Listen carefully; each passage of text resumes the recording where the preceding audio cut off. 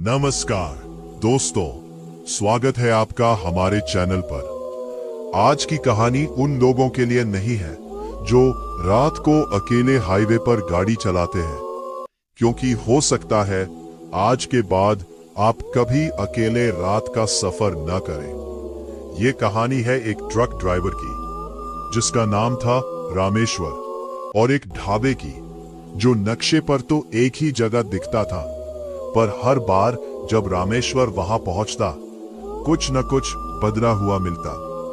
अगर आपको सच में डरावनी और दिमाग हिला देने वाली कहानियां पसंद है तो वीडियो को लाइक करें, चैनल को सब्सक्राइब करें और बेल आइकन दबाना मत भूलिए, क्योंकि आज की रात ये कहानी आपके साथ भी चल सकती है। चलिए शुरू करते हैं। रामेश्वर यादव पिछले 11 साल से ट्रक चला रहा था।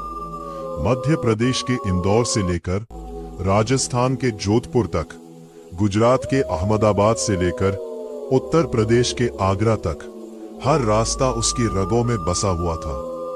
वो उन ड्राइवरों में से था जो कभी रास्ता नहीं भूलते, कभी टाइमिंग नहीं चूकते और कभी शॉर्टकट का लालच नहीं करते। उसका ट्रक एक पुराना टाटा 1613, जिसका नाम उसने भवानी रखा था, पिछले 7 साल से उसका साथी था। ये कहानी शुरू होती है एक ठंडी नवंबर की रात से, जब रामेश्वर इंदौर से एक ट्रांसपोर्ट कंपनी का माल लेकर जयपुर की तरफ निकला था।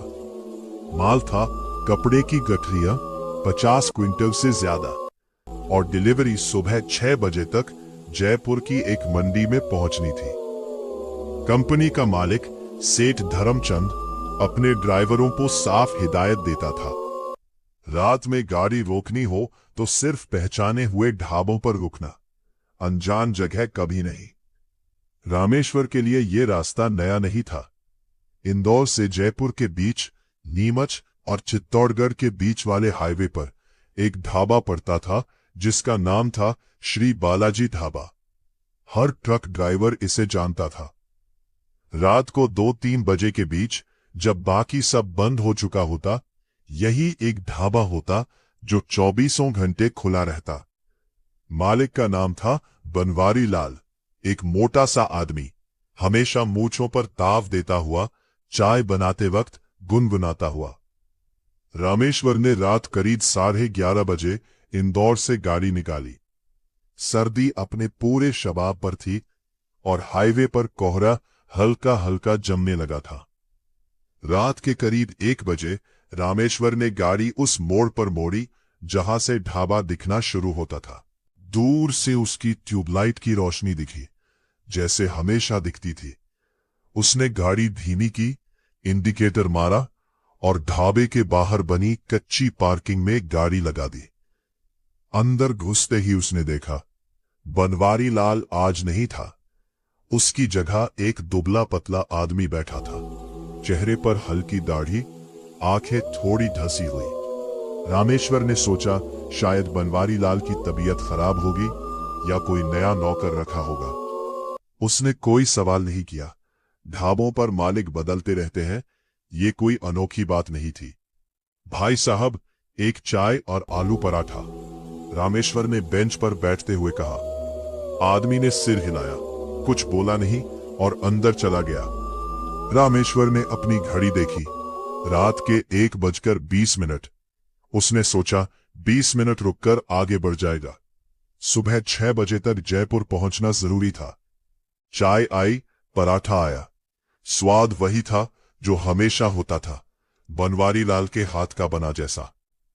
रामेश्वर ने खाना खाया, चाय पी, पैसे चुकाए और गाड़ी की तरफ बढ़ गया। गाड़ी स्टार्ट करके उसने हाईवे पर वापस चढ़ना शुरू किया। कोहरा अब थोड़ा गहरा हो गया था, पर इतना नहीं कि रास्ता ना दिखे। रामेश्वर ने रेडियो ऑन किया। एक पुराना गाना बज रहा था और वो अपनी रफ्तार से गाड़ी चलाने लगा। करीब 45 मिनट बाद उसे थकान महसूस होने लगी। उसने सोचा एक और चाय पी लेता हूं ताकि नींद ना आए। तभी दूर से उसे एक ट्यूबलाइट की रोशनी दिखी। वही रोशनी। रामेश्वर ने अपनी घड़ी देखी, रात के 2:10। उसने हिसाब लगाया, 45 मिनट में वो कम से कम 45 किलोमीटर आगे निकल चुका होगा। श्री बालाजी ढाबा अब तक बहुत पीछे छूट चुका होना चाहिए था, पर सामने वही बोर्ड था, श्री बालाजी ढाबा। रामेश्वर ने गाड़ी धीमी की। उसने सोचा शायद यहां 2 ढाबे हैं, एक ही नाम के। ऐसा भी होता है हाईवे पर, एक ही नाम की नकल करके दूसरा ढाबा खोल लेते हैं लोग ग्राहक खींचने के लिए। उसने गाड़ी पार्किंग में लगाई और अंदर गया। वही दुबला पतला आदमी बैठा था, वही दाढ़ी, वही धंसी हुई आंखें। रामेश्वर के मन में एक अजीब सी सिहरन दौड़ गई, पर उसने खुद को समझाया शायद ये आदमी 2 ढाबों पर काम करता है, या शायद उसे थकान की वजह से शक्ल याद रखने में गलती हो रही है। उसने कुछ नहीं कहा, बस बेंच पर बैठ गया। एक चाय दीजिए, उसने कहा। आदमी ने सिर हिलाया और अंदर चला गया। इस बार रामेश्वर ने ध्यान से देखा। दुकान का सामान वही था, वही बेंच, वही टूटी हुई कुर्सी कोने में, वही कैलेंडर दीवार पर टंगा हुआ जिसमें किसी देवी की तस्वीर थी। बिल्कुल वही ढाबा। चाय आई। रामेश्वर ने पैसे निकालने के लिए जेब में हाथ डाला और अचानक उसे याद आया, उसने अभी अभी 45 मिनट पहले भी यही चाय पी थी। उसने पैसे चुकाए और आदमी से पूछने की हिम्मत जुटाई, भाई साहब, ये बालाजी ढाबा है ना, नीमच वाले हाईवे पर? आदमी ने सिर हिलाया। आप ही यहां पहले भी थे? कोई 1 घंटे पहले। आदमी ने कोई जवाब नहीं दिया, बस उसकी तरफ देखता रहा, बिना पलक झपकाए। रामेश्वर को अब असहज महसूस होने लगा। उसने चाय जल्दी जल्दी खत्म की और गाड़ी की तरफ बढ़ गया। बाहर निकलते वक्त उसने एक बार पीछे मुड़कर देखा। आदमी अब भी उसे उसी तरह घूर रहा था, बिना पलक झपकाए, जैसे कोई तस्वीर हो। गाड़ी में बैठकर रामेश्वर ने खुद को समझाया, थकान है, बस थकान है, कल रात से जगा हूं, दिमाग भ्रम कर रहा है। उसने गाड़ी स्टार्ट की और हाईवे पर आगे बढ़ गया। रेडियो पर वही गाना बज रहा था, वही जो पहले बजा। रामेश्वर ने रेडियो बंद कर दिया। रामेश्वर ने कोशिश की कि वो इस बात को दिमाग से निकाल दे। ड्राइवरी में ऐसा होता है, लंबे सफर, नींद की कमी, दिमाग थक जाता है और अजीब चीजें दिखने लगती है। उसने सुना था कि कुछ ड्राइवर हाईवे पर अकेले होते होते बातें करने लगते हैं खुद से, कुछ को दूर से आवाजें सुनाई देने लगती है। ये सब थकान की देन होती है। उसने खुद को यकीन दिलाया। उसने गाड़ी की रफ्तार थोड़ी बढ़ा दी। अब उसका इरादा था कि बिना रुके सीधा जयपुर तक जाए, चाहे कितनी भी नींद क्यों ना आए। रात के 2:30 बज चुके थे और चित्तौड़गढ़ अभी भी काफी दूर था। कोहरा अब घना हो चला था। रामेश्वर ने हेडलाइट्स को लो बीम पर किया, क्योंकि हाई बीम में कोहरे से रोशनी टकराकर वापस आंखों में आ रही थी। सड़क सुनसान थी, न कोई ट्रक, न कोई कार, न कोई इंसान, सिर्फ भवानी की इंजन की आवाज और टायरों का सड़क पर घिसटना। करीब 20 मिनट बाद रामेश्वर को फिर वही ट्यूबलाइट की रोशनी दिखी। इस बार उसका दिल जोर से धड़कने लगा। उसने गाड़ी रोकने की बजाय एक्सीलेटर दबा दिया, ये सोचकर कि सीधा निकल जाएगा। पर जैसे ही वो ढाबे के करीब पहुंचा, उसने देखा कि सड़क पर कुछ पड़ा हुआ था। एक बड़ा सा पत्थर, या शायद कोई बोरी, ठीक बीच सड़क पर। रामेश्वर को अचानक ब्रेक मारना पड़ा। ट्रक चरचराते हुए रुका, सिर्फ कुछ फीट पहले उस चीज से। उसने गौर से देखा, वो एक बोरी नहीं थी, बल्कि कपड़े का एक बड़ा गट्ठर था, जैसे कोई पुराना कंबल लपेटकर फेंक दिया गया हो। उसने हॉर्न बजाया, कोई हलचल नहीं हुई। उसने गाड़ी से उतरने की हिम्मत नहीं जुटाई। कुछ देर इंतजार करने के बाद उसने गाड़ी को धीरे से साइड में घुमाकर उस गट्ठर के बगल से निकालने की कोशिश की। जैसे ही उसकी गाड़ी उस गट्ठर के बराबर से गुजरी, उसे लगा जैसे गट्ठर में हल्की सी हलचल हुई हो। उसने पीछे मुड़कर नहीं देखा। उसने सीधा एक्सीलेटर दबाए रखा और ढाबे के पास से बिना रुके निकल गया। रियर व्यू मिरर में उसने देखा, ढाबे के दरवाजे पर वही दुबला पतला आदमी खड़ा था, बाहर सड़क की तरफ देखता हुआ, बिना हिले। रामेश्वर ने गाड़ी की रफ्तार और बढ़ा दी। कुछ किलोमीटर बाद उसका दिल थोड़ा शांत हुआ। उसने सोचा, शायद कोई मरा हुआ जानवर था सड़क पर, या कोई कपड़े का बंडल जो किसी और ट्रक से गिर गया होगा। ये हाईवे पर आम बात थी। उसने खुद को समझाया कि ढाबे वाला आदमी बस बाहर देख रहा होगा किसी वजह से, कोई अजीब बात नहीं। पर एक चीज उसके दिमाग से नहीं निकल रही थी। घड़ी में सिर्फ 20 मिनट बीते थे और वो ढाबा फिर सामने आ गया था, 45 मिनट पहले वाली दूरी से भी कम वक्त में। उसने अपने फोन को चेक किया, नेटवर्क का कोई निशान नहीं था, पूरी तरह से नो सिग्नल। रामेश्वर ने गहरी सांस ली। बस अब नहीं रुकूंगा, सीधा चित्तौड़गढ़ तक जाऊंगा, चाहे कुछ भी हो। उसने अपनी आंखों को जबरदस्ती खुला रखने की कोशिश की। नींद अब भारी होने लगी थी और सड़क पर कोहरा उसकी आंखों को और थका रहा था। उसने खिड़की का शीशा नीचे किया ताकि ठंडी हवा उसे जगाए रखे। तभी उसे सामने फिर वही रोशनी दिखी। तीसरी बार देखती है। रामेश्वर ने घड़ी देखी, सिर्फ 12 मिनट बीते थे इस बार। उसका शरीर कांपने लगा। उसने अपने आप से कहा, यह नामुमकिन है, 12 मिनट में कोई ढाबा दोबारा नहीं आ सकता, चाहे मैं कितनी भी धीमी गाड़ी चला रहा हो। उसने फैसला किया कि वो गाड़ी रोककर ढाबे के अंदर जाकर सीधा पूछेगा कि आखिर माजरा क्या है। उसने गाड़ी पार्किंग में लगाई और नीचे उतरा। ठंडी हवा ने उसे झकझोर दिया। उसने ढाबे की तरफ देखा।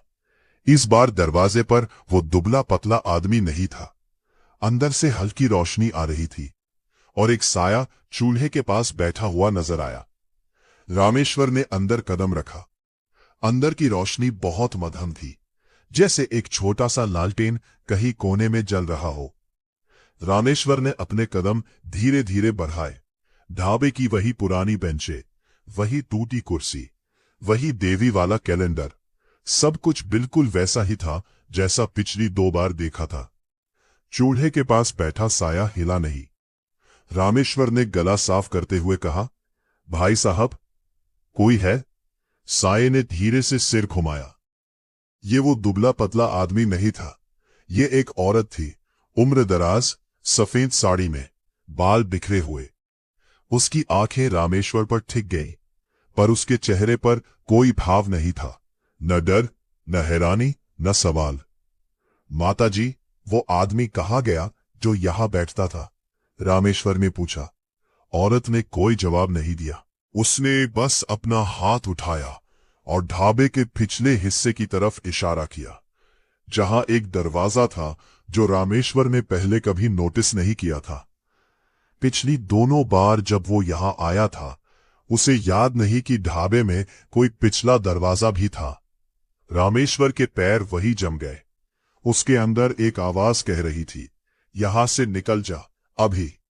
पर उसके अंदर एक और सवाल भी उठ रहा था, क्या हो रहा है यहां? क्यों हर बार ढाबा बदल जाता है?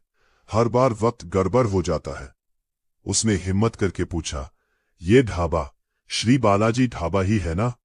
औरत ने बहुत धीरे से सिर हिलाया, हामी भरते हुए। फिर उसने कुछ ऐसा कहा जो रामेश्वर को कभी नहीं भूला। उसकी आवाज बहुत भारी और बुझी हुई थी, जैसे बरसों से किसी ने बात न की हो। जितनी बार रुकोगे उतनी बार लौटोगे। रामेश्वर की रीढ़ में एक ठंडी लहर दौड़ गई। उसने कोई सवाल नहीं किया। उसने बस पीछे मुड़कर दरवाजे की तरफ भागने का मन बनाया। तभी उसे बाहर से एक आवाज सुनाई दी, ट्रक के इंजन की आवाज, वही आवाज जो भवानी की थी। पर रामेश्वर तो अंदर खड़ा था। गाड़ी बाहर पार्किंग में बंद पड़ी थी। उसने खिड़की से बाहर झांका। पार्किंग में उसकी गाड़ी वहीं खड़ी थी, इंजन बंद, हेडलाइट्स बुझी हुई, पर आवाज अब भी आ रही थी, जैसे दूर से कोई और ट्रक आ रहा हो। रामेश्वर तेजी से बाहर की तरफ भागा। उसने गाड़ी में बैठकर तुरंत चाबी घुमाई। इंजन एक बार में स्टार्ट नहीं हुआ, दूसरी बार में स्टार्ट हुआ। उसने गियर डाला और गाड़ी को पार्किंग से बाहर निकाला। जैसे ही उसने रियर व्यू मिरर में देखा, उसे ढाबे का दरवाजा दिखा। औरत वही दरवाजे पर खड़ी थी। उसकी नजरें अब भी रामेश्वर की गाड़ी पर टिकी हुई थी, बिना हिले। रामेश्वर ने गाड़ी की रफ्तार बढ़ाई। उसका दिल इतनी जोर से धड़क रहा था कि उसे अपनी सांसें भी सुनाई नहीं दे रही थी। उसने अपने आप को शांत करने की कोशिश की। ये कोई सपना है, ये कोई भ्रम है, ये हो नहीं सकता। पर उसके भीतर एक बात साफ हो चुकी थी, जो कुछ भी हो रहा था वो असली था। और औरत के शब्द उसके कानों में बार बार गूंज रहे थे, जितनी बार रुकोगे उतनी बार लौटोगे। रामेश्वर ने फैसला किया कि चाहे कुछ भी हो जाए, वो अब दोबारा कहीं नहीं रुकेगा, न ढाबे पर, न किसी और जगह। अगले 15 मिनट रामेश्वर ने अपनी पूरी ताकत लगाकर गाड़ी चलाई, बिना पीछे देखे, बिना रुके। उसने रेडियो ऑन नहीं किया, उसने खिड़की का शीशा नहीं खोला, उसने सिर्फ सामने सड़क पर नजर गड़ाए रखी। कोहरा अब इतना घना हो गया था कि हेडलाइट्स की रोशनी सिर्फ 10-15 फीट आगे तक ही जा पा रही थी। रामेश्वर की रफ्तार अपने आप कम होती गई, मजबूरी में, क्योंकि तेज चलाना अब खतरनाक हो चला था। तभी उसे सामने कुछ हिलता हुआ दिखा। एक इंसान का साया सड़क के बीचों बीच खड़ा। रामेश्वर ने ब्रेक पर पैर रखा, पर पूरी तरह दबाया नहीं। उसने तय कर लिया था, चाहे कुछ भी हो, रुकना नहीं है। जैसे जैसे गाड़ी करीब आई, साया साफ होता गया। ये वही दुबला पतला आदमी था जो पहले ढाबे पर बैठा मिला था। वो सड़क के बीच में खड़ा था, हाथ जोड़े हुए, जैसे गाड़ी रोकने की गुजारिश कर रहा हो। रामेश्वर का दिल कहने लगा, रोक दे, बेचारा कोई मुसीबत में है। पर उसके दिमाग ने साफ कहा, नहीं, ये वही चाल है, रुकना मत। उसने हॉर्न बजाया और गाड़ी को हल्का सा साइड में मोड़ा। आदमी हटा नहीं। आखिरी वक्त में रामेश्वर ने गाड़ी को पूरी तरह साइड में घुमा दिया, लगभग सड़क किनारे कच्ची पटरी पर उतार दिया, और आदमी के बगल से गाड़ी निकाल ले गया। जैसे ही गाड़ी उस आदमी के बराबर से गुजरी, रामेश्वर ने साइड मिरर में एक झलक देखी। आदमी का चेहरा गाड़ी की तरफ मुड़ा हुआ था, पर उसकी गर्दन बहुत ज्यादा मुड़ी हुई थी, इतनी कि इंसानी गर्दन उतनी मुड़ नहीं सकती। उसकी आंखें रामेश्वर की गाड़ी का पीछा करती रहीं, जब तक गाड़ी नजरों से ओझल नहीं हो गई। रामेश्वर ने गाड़ी सड़क पर वापस लाई और एक्सीलेटर पूरा दबा दिया। अब उसे किसी हिसाब किताब की परवाह नहीं थी, बस आगे निकलना था, जितनी दूर हो सके। कुछ किलोमीटर बाद उसने अपनी घड़ी देखी, रात के 3:45। उसने हिसाब लगाया, अगर सब कुछ सामान्य होता तो अब तक वो चित्तौड़गढ़ के काफी करीब पहुंच चुका होता। पर आगे सड़क पर कोई शहर की रोशनी नहीं दिख रही थी, कोई टोल नाका नहीं, कोई और गाड़ी नहीं, सिर्फ अंधेरा और कोहरा फैला हुआ जहां तक नजर जाती। रामेश्वर ने अपने डैशबोर्ड में रखा पुराना कागजी नक्शा निकाला, जो वो हमेशा अपने साथ रखता था, भले ही अब जीपीएस का जमाना आ गया था। उसने गाड़ी को धीरे किया, एक हाथ से स्टीयरिंग पकड़े रखा, दूसरे हाथ से नक्शा खोलने की कोशिश की। पर अंधेरे में और कोहरे में कुछ पढ़ना मुश्किल था। उसने गाड़ी बिल्कुल किनारे करके रोकी, इस बार सड़क के बीचों बीच नहीं, बल्कि एक ऐसी जगह जहां कोई पेड़ या ढाबा नजर नहीं आ रहा था, सिर्फ खुला मैदान। उसने अपनी टॉर्च निकाली और नक्शे पर नीमच से चित्तौड़गढ़ के बीच का रास्ता ढूंढने लगा। नक्शे के मुताबिक इस रास्ते पर सिर्फ एक ढाबा दर्ज था, श्री बालाजी ढाबा, ठीक बीच में। इसके अलावा कोई और नाम नहीं था। रामेश्वर ने हिसाब लगाया कि उसने अब तक कम से कम 3 बार वही ढाबा पार किया था, हर बार कम वक्त में। इसका मतलब था कि या तो वो एक ही जगह के गोल गोल चक्कर काट रहा था, या कुछ और हो रहा था जो नक्शे में समझ नहीं आ सकता। उसने गाड़ी से उतरकर बाहर देखा। सड़क सीधी जा रही थी, कोई मोड़ नहीं, कोई यू टर्न नहीं। फिर वो कैसे उसी जगह वापस पहुंच रहा था?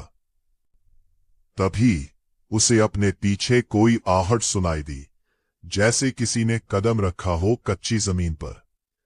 रामेश्वर ने घबराकर पीछे मुड़कर देखा। कुछ नहीं था, सिर्फ अंधेरा और कोहरे की परतें। उसने जल्दी से गाड़ी में वापस बैठकर दरवाजा बंद किया और लॉक लगाया। उसका दिल जोर जोर से धड़क रहा था। उसने खुद को समझाया कि शायद कोई जानवर होगा, सियार या नीलगाय, जो अक्सर हाईवे किनारे घूमते रहते हैं। उसने गाड़ी स्टार्ट की और आगे बढ़ने लगा। कुछ ही देर में उसे सामने एक बोर्ड दिखा जो पहले नहीं देखा था। एक टूटा फूटा साइन बोर्ड जिस पर लिखा था चित्तौड़गढ़ 40 किलोमीटर। रामेश्वर को थोड़ी राहत मिली, शायद अब वो सही रास्ते पर वापस आ गया था। पर जैसे ही उसने गाड़ी उस बोर्ड के करीब से निकाली, उसने ध्यान से पढ़ा। नीचे छोटे अक्षरों में कुछ और लिखा था जो पहले नजर नहीं आया था। स्याही धुंधली हो चुकी थी, पर जितना पढ़ा जा सका वो था, वापसी का कोई रास्ता नहीं। रामेश्वर ने आंखें मली, सोचा शायद थकान से गलत पढ़ा हो। उसने दोबारा देखने के लिए गाड़ी थोड़ी धीमी की और मिरर में पीछे देखा, पर बोर्ड अब अंधेरे में गुम हो चुका था। उसने आगे देखने का फैसला किया। पीछे मुड़कर देखने की उसकी हिम्मत अब जवाब दे चुकी थी। रात के करीब 4 बजे रामेश्वर के जेब में रखे पुराने नोकिया फोन में अचानक घंटी बजी। रामेश्वर चौंक गया। पिछले कई घंटों से नेटवर्क का कोई निशान नहीं था, फिर अचानक फोन कैसे बज सकता था? उसने एक हाथ से गाड़ी चलाते हुए दूसरे हाथ से फोन जेब से निकाला। स्क्रीन पर कोई नंबर नहीं दिख रहा था, सिर्फ अज्ञात नंबर लिखा हुआ था। उसने कांपते हाथों से कॉल रिसीव किया। दूसरी तरफ से पहले तो सिर्फ खरखराहट की आवाज आई, जैसे कोई पुराना रेडियो स्टेशन ट्यून हो रहा हो। फिर एक आवाज आई, बहुत धीमी, बहुत भारी, जैसे कोई बहुत दूर से बोल रहा हो। रामेश्वर, गाड़ी रोक दे। रामेश्वर के रोंगटे खड़े हो गए। उसने पूछा, कौन बोल रहा है? कोई जवाब नहीं आया, सिर्फ वही खरखराहट। फिर दोबारा वही आवाज, थोड़ी और साफ, रामेश्वर, गाड़ी रोक दे, बहुत देर हो जाएगी। रामेश्वर ने फोन कान से हटाकर स्क्रीन देखी। कॉल अभी भी चल रहा था, टाइमर बढ़ता जा रहा था, पर उसने ये नंबर कभी सेव नहीं किया था। उसने हिम्मत करके पूछा, कौन हो तुम? क्या चाहते हो? आवाज ने इस बार कुछ अजीब कहा, मैं वही हूं जो पहले यहां से गुजरा था। मैंने भी नहीं रोका था। अब मैं यही हूं, हमेशा के लिए। रामेश्वर का हाथ कांपने लगा। उसने कॉल काटने की कोशिश की, पर बटन दबाने पर भी कॉल कटा नहीं। स्क्रीन पर टाइमर बढ़ता रहा। उसने आखिरकार फोन को जेब में वापस डाल दिया। आवाज अब भी हल्की हल्की सुनाई दे रही थी, फोन जेब के अंदर से भी। उसने गाड़ी की रफ्तार और तेज कर दी, जैसे रफ्तार से वो उस आवाज से दूर भाग सकता हो। कुछ मिनट बाद फोन की आवाज अपने आप बंद हो गई। उसने जेब से फोन निकाला। स्क्रीन बिल्कुल काली पड़ चुकी थी, बैटरी जैसे पूरी तरह खत्म हो गई हो।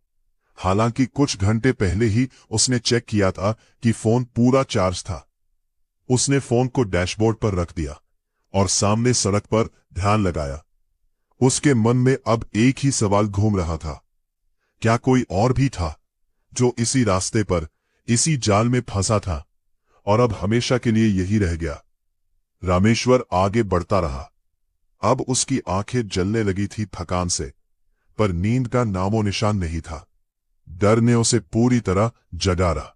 डर ने उसे पूरी तरह जगा रखा था। तभी उसे अपने पीछे ट्रक के कंटेनर से एक हल्की सी आवाज सुनाई दी, जैसे कोई चीज गठरियों के बीच खिसक रही हो। इसने पहले सोचा शायद माल ठीक से बंधा नहीं था और हिचकोलों से खिसक रहा होगा, पर आवाज लगातार बनी रही, एक लय में, जैसे कोई चीज चल रही हो, कदम दर कदम गठरियों के ऊपर से। रामेश्वर ने गाड़ी को धीरे किया और साइड मिरर में कंटेनर की तरफ देखने की कोशिश की, पर अंधेरे में कुछ दिखाई नहीं दिया। कंटेनर बंद था, ताला लगा हुआ था। उसने खुद अपने हाथों से लगाया था इंदौर में लोडिंग के वक्त। आवाज अब और स्पष्ट हो गई, जैसे कोई खरोंच रहा हो कंटेनर की धातु की दीवार को। खर्र खर्र खर्र। रामेश्वर का शरीर ठंडा पड़ गया। उसने गाड़ी रोकने की हिम्मत नहीं की। उसने रेडियो को जोर से चलाना चाहा ताकि आवाज दब जाए, पर रेडियो में सिर्फ खरखराहट आ रही थी। कोई स्टेशन नहीं पकड़ रहा था। खरोंचने की आवाज के बीच बीच में उसे कुछ और भी सुनाई देने लगा, एक बहुत हल्की, बहुत धीमी सी सिसकियां जैसी आवाज, जैसे कोई अंदर बंद हो और रो रहा हो। पर रामेश्वर जानता था कि कंटेनर में सिर्फ कपड़े की गठरियां थी, कोई इंसान नहीं। उसने खुद लोड करते वक्त एक एक गठरी गिनी थी। उसने खुद को समझाने की कोशिश की कि यह हवा की आवाज है या कोई चूहा कंटेनर में घुस गया होगा, पर उसके अंदर की आवाज साफ कह रही थी कि यह कुछ और है। करीब 10 मिनट तक ये आवाज चलती रही, फिर अचानक बंद हो गई। सन्नाटा इतना गहरा हो गया कि रामेश्वर को अपनी ही सांसों की आवाज सुनाई देने लगी। उसने राहत की सांस ली, पर वो राहत ज्यादा देर तक नहीं टिकी। कुछ मिनट बाद कंटेनर से एक आवाज आई जो साफ तौर पर एक दस्तक थी, धम धम धम, जैसे कोई अंदर से दरवाजा खटखटा रहा हो। धीरे धीरे पर लगातार। रामेश्वर ने गाड़ी रोकने का सोचा भी, पर तुरंत उसके दिमाग में औरत के शब्द गूंज उठे, जितनी बार रुकोगे उतनी बार लौटोगे। उसने फैसला किया कि चाहे कंटेनर से कुछ भी आवाज आए, वो नहीं रुकेगा। दस्तक की आवाज धीरे धीरे तेज होती गई, फिर अचानक बंद हो गई। इतनी अचानक कि रामेश्वर को एक पल के लिए लगा कि शायद सब उसका वहम था, पर उसके दिल की धड़कनें अब भी बता रही थी कि यह कोई वहम नहीं था। कुछ किलोमीटर बाद रामेश्वर ने रियर व्यू मिरर में एक रोशनी देखी, दूर से आती हुई हेडलाइट्स, किसी और गाड़ी की। उसे पहली बार सुकून महसूस हुआ। आखिरकार कोई और इंसान भी था इस सुनसान रास्ते पर। उसने गाड़ी की रफ्तार सामान्य रखी ताकि पीछे वाली गाड़ी करीब आ सके। हेडलाइट्स धीरे धीरे बड़ी होती गई, पर गाड़ी रामेश्वर के ट्रक से आगे निकलने की कोशिश नहीं कर रही थी। वो बस पीछे पीछे चलती रही, एक बराबर दूरी बनाए रखते हुए। रामेश्वर ने अपनी रफ्तार थोड़ी कम की, ये देखने के लिए कि पीछे वाली गाड़ी भी धीमी होती है या नहीं। गाड़ी भी धीमी हो गई, ठीक उसी अनुपात में। उसने फिर रफ्तार बढ़ाई, पीछे वाली गाड़ी भी बढ़ गई। उसका दिल फिर से डर से भर गया। उसने ध्यान से मिरर में देखने की कोशिश की, पर हेडलाइट्स की तेज रोशनी के अलावा कुछ साफ नहीं दिख रहा था। न गाड़ी का रंग, न उसका मॉडल, न ड्राइवर की शक्ल। उसने अपनी इंडिकेटर लाइट जलाकर साइड देने की कोशिश की ताकि पीछे वाली गाड़ी आगे निकल जाए और वो देख सके कि आखिर कौन है, पर गाड़ी आगे नहीं बढ़ी। वो वहीं उसी दूरी पर पीछे बनी रही। रामेश्वर ने हिम्मत करके गाड़ी को एकदम धीमा कर दिया, लगभग रुकने की हद तक। उसने सोचा शायद अब पीछे वाली गाड़ी मजबूरन आगे निकलेगी, पर हैरानी की बात यह थी कि पीछे वाली गाड़ी भी उतनी ही धीमी हो गई जितना रामेश्वर की गाड़ी, मानो उनके बीच की दूरी कोई अदृश्य डोरी से बंधी हो। फिर अचानक हेडलाइट्स की रोशनी बुझ गई, पूरी तरह अंधेरा। रामेश्वर ने मिरर में देखा, कुछ नहीं था, सिर्फ खाली सड़क दूर तक। जैसे वो गाड़ी कभी थी ही नहीं। रामेश्वर ने अपनी सांस रोक रखी थी, अब उसने धीरे से छोड़ी। उसके माथे पर ठंडे पसीने की बूंदें आ गई थी, बावजूद इसके कि बाहर कड़ाके की सर्दी थी। रामेश्वर ने खुद को संभाला और गाड़ी चलाना जारी रखा। उसके मन में अब बार बार एक सवाल उठ रहा था, क्या पहले भी किसी और ड्राइवर के साथ ऐसा हुआ होगा? क्या इस रास्ते के बारे में कोई और जानता है? उसे याद आया, कई महीने पहले इंदौर के ट्रांसपोर्ट नगर में एक बूढ़ा ड्राइवर था जिसका नाम था हरिया। हरिया 40 साल से इसी रास्ते पर गाड़ी चला चुका था और वो हमेशा एक बात कहता था जिसे रामेश्वर ने कभी गंभीरता से नहीं लिया। नीमच और चित्तौड़गढ़ के बीच रात के 2 और 4 बजे के बीच अगर बालाजी ढाबे पर 3 बार से ज्यादा नजर पड़ जाए तो समझ लो कुछ गड़बड़ है। बस गाड़ी मत रोकना, चाहे कुछ भी हो जाए। उस वक्त रामेश्वर ने इसे बूढ़े आदमी का वहम समझा था, या शायद कोई पुरानी अंधविश्वास वाली कहानी जो ड्राइवर एक दूसरे को डराने के लिए सुनाते हैं। पर अब इस अंधेरी रात में कोहरे से घिरे हुए उसे हरिया की बात याद आ रही थी, शब्द दर शब्द। उसने ये भी याद किया कि हरिया ने एक बार बताया था कि कुछ साल पहले एक ड्राइवर था जिसका नाम था छोटे लाल, जो इसी रास्ते से गुजरते हुए कभी वापस नहीं आया। उसका ट्रक कुछ दिनों बाद हाईवे किनारे खड़ा मिला था, इंजन बंद, टंकी में पूरा तेल भरा हुआ, पर छोटे लाल का कहीं कोई निशान नहीं था। पुलिस ने केस दर्ज किया, कुछ महीने जांच हुई, फिर फाइल बंद कर दी गई, लापता व्यक्ति के तौर पर। रामेश्वर के हाथ स्टीयरिंग पर अस गए। उसने सोचा, क्या छोटे लाल भी इसी बालाजी ढाबे के जाल में फंसा होगा? क्या वो भी बार बार रुका होगा, हर बार उसी जगह वापस पहुंचा होगा, जब तक कि उसने इस ख्याल को आगे नहीं बढ़ने दिया। उसने खुद को समझाया कि उसे सिर्फ आगे बढ़ते रहना है, रुकना नहीं है, चाहे कुछ भी सामने आए। तभी उसे सड़क किनारे कुछ खड़ा दिखा, एक पुराना ट्रक, बिल्कुल उसकी भवानी जैसा मॉडल, पर जंग खाया हुआ, टायर सपाट, शीशे टूटे हुए। उसकी हेडलाइट्स अब भी जल रही थीं, बहुत मध्यम, जैसे बैटरी आखिरी सांसें ले रही हो। रामेश्वर ने गाड़ी की रफ्तार थोड़ी कम की, ध्यान से देखने के लिए। ट्रक के दरवाजे पर पेंट से लिखा था, धुंधला हो चुका पर पढ़ा जा सकता था, छोटे लाल ट्रांसपोर्ट। उसकी रीढ़ में एक ठंडी लहर दौड़ गई। ये वही ट्रक था जिसके बारे में हरिया ने बताया था, पर यह तो सालों पहले लापता हो गया था। फिर यहां इस सड़क किनारे कैसे खड़ा हो सकता था, वो भी बिल्कुल वैसा जैसा शायद सालों पहले था। उसने गाड़ी रोकने का बिल्कुल इरादा नहीं किया, उसने बस आगे बढ़ते रहने का फैसला किया, आंखें सामने सड़क पर टिकाए, उस पुराने ट्रक की तरफ दोबारा न देखने की कोशिश करते हुए। पर जैसे ही उसकी गाड़ी उस ट्रक के बराबर पहुंची, उसे कुछ हिलता हुआ दिखा। ड्राइवर की सीट पर एक साया बैठा हुआ, स्टीयरिंग पर हाथ रखे, जैसे अभी गाड़ी चला रहा हो। साये ने अपना सिर घुमाकर रामेश्वर की तरफ देखा। रामेश्वर ने आगे देखने के अलावा कुछ नहीं किया। उसने एक्सीलेटर दबाए रखा, उस पुराने ट्रक को पीछे छोड़ते हुए, अपने दिल की धड़कनों को गिनते हुए। करीब 20 मिनट बाद रामेश्वर को अपने ट्रक की केबिन में कुछ अजीब महसूस हुआ। उसने अपनी सीट के नीचे हाथ डाला, कुछ कागज के टुकड़े महसूस हुए जो पहले वहां नहीं थे। उसने एक हाथ से गाड़ी चलाते हुए दूसरे हाथ से वो कागज निकाले। ये पुराने पीले पड़ चुके कागज थे, किसी डायरी के पन्नों जैसे। उसने गाड़ी की डैशबोर्ड लाइट में उन्हें पढ़ने की कोशिश की।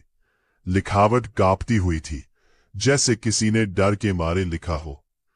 पहले पन्ने पर लिखा था, आज तीसरी बार बालाजी ढाबा देखा, समय का हिसाब नहीं मिल रहा, घड़ी बंद हो गई है, पर गाड़ी में लगी घड़ी चल रही है और वो हर बार कम वक्त दिखा रही है। दूसरे पन्ने पर लिखा था, आवाज ने कहा रुक जा, मैंने नहीं रोका, अब सड़क पर कोई मोड़ नहीं आ रहा, कोई गांव नहीं, कोई और गाड़ी नहीं, सिर्फ अंधेरा और वो एक ढाबा। बार बार तीसरे पन्ने पर लिखावट बहुत बिखरी हुई थी, जल्दबाजी में लिखी हुई। मुझे लगता है मैं समझ गया हूं। ये रास्ता किसी को जाने नहीं देता जब तक वो रुक ना जाए। हर बार जो रुकता है वो हमेशा के लिए यहीं का हो जाता है। मैं नहीं रुकूंगा, मैं चित्तौड़गढ़ पहुंचकर रहूंगा। आखिरी पन्ने पर सिर्फ एक लाइन लिखी थी, बहुत बड़े कांपते हुए अक्षरों में। अगर तुम ये पढ़ रहे हो तो जान लो, रुकना मौत नहीं है, न रुकना भी मौत नहीं है। सिर्फ फर्क इतना है कि रुकने वाले यही रह जाते हैं और न रुकने वाले हमेशा चलते रहते हैं। रामेश्वर के हाथ कांपने लगे। उसने कागज के टुकड़े नीचे गिरा दिए, जैसे वो जल रहे हो। उसका दिमाग इस आखिरी लाइन के मतलब को समझने की कोशिश कर रहा था, पर कोई तर्क समझ नहीं आ रहा था। सिर्फ एक गहरी ठंडी बेचैनी उसके अंदर बैठ गई थी। उसने अपनी घड़ी की तरफ देखा। रात के 5:45 बज रहे थे। उसने हिसाब लगाया, अगर वो 11:30 बजे इंदौर से निकला था तो अब तक 5.5 घंटे बीत चुके थे।